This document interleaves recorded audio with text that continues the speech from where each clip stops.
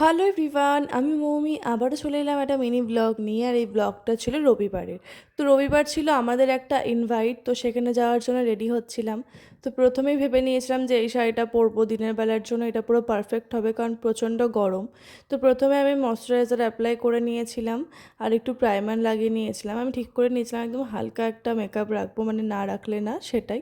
তো দেখতেই পাচ্ছ আমি এখানে ফাউন্ডেশনটা অ্যাপ্লাই করে নিয়েছিলাম। ফাউন্ডেশন লাগানোর পর ডিরেক্ট একদম ব্লাশ লাগিয়ে নিয়েছি, কারণ একদম সিম্পল একটা লুক করব আগেই বলে দিয়েছিলাম। তো তারপরে আমি কাজল লাগিয়ে নিলাম। লাইনারটা দিলাম না, শুধু কাজলটাই দিলাম। তার কারণ হচ্ছে আমাদের যেহেতু দুপুরও নেমন্তন্ন রাতেও নেমন্তন্ন, তাই ভাবলাম যে রাতের বেলায় লাইনারটা দেবো, দুপুরবেলায় দেবো না। আর এদিকে লিপস্টিকটা লাগিয়ে নিলাম আর এরপর আমার মেকআপটা হয়ে গেল ডান। আর এদিকে আমার শাশুড়ি মা চলে এসেছিলো শাড়ি পরার জন্য, তাই আমি এদিকে শাড়িটা পরিয়ে দিচ্ছিলাম আমার শাশুড়ি মাকে। প্রথমে কুচিটা করে দিয়ে এরপরে প্লিটটাও করে দিচ্ছিলাম। আর এদিকে তারপরে আমার হেয়ারটা করা বাকি ছিল, তাই এদিকে আমি হেয়ারটা করে নিচ্ছিলাম। আমার মিডিলে সিটি করে মনে হলো এটাই শর্টকাট হেয়ার স্টাইল, তো সেই কারণে এই হেয়ার স্টাইলটাই করলাম। আর আমি রাতের বেলায় নেল পলিশও পরে নিয়েছিলাম, সেটাই বলছিলাম কারণ আমার রাতে পরলেই বেশি ভালো লাগে আর কি, শুকিয়ে যায় ভালোভাবে। আর যদি আমি সঙ্গে সঙ্গে পরি তাহলে হয় না। আর এদিকে আমার বরকে বলছিলাম মানে একটু ভরাট করে সিঁদুরটা পরাতে, ও বলছে না ভরাট করে পরালে বিহারিদের মতন লাগে, ভালো লাগে না। তো ওই কারণে ও অল্প করে পরিয়ে দিয়েছিল, তা আমি একটু লম্বা করে নিলাম। আর এদিকে টিপটাও পরে নিলাম, দেখতেই পাচ্ছ। আর এদিকে হচ্ছে যে এটা মুসুরির ডালেরও নাকের ছিল, বাট ওটার থেকে আমার মনে হলো এই নাকেরটাই বেশি ভালো লাগে, তো সেই কারণে আমি এটাই পরলাম। আর এদিকে পলাটা পরা বাকি ছিল, তো ভাবলাম যে পলাটাও পরে নিই। এটা ছিল চাঁদির পলা। আর এরপরে যে সোনার শাখাগুলো সেগুলো ভাবলাম যে পরে নিই, তো এইদিকে আমি সোনার শাখাগুলো পরে নিচ্ছিলাম, দেখতেই পাচ্ছ।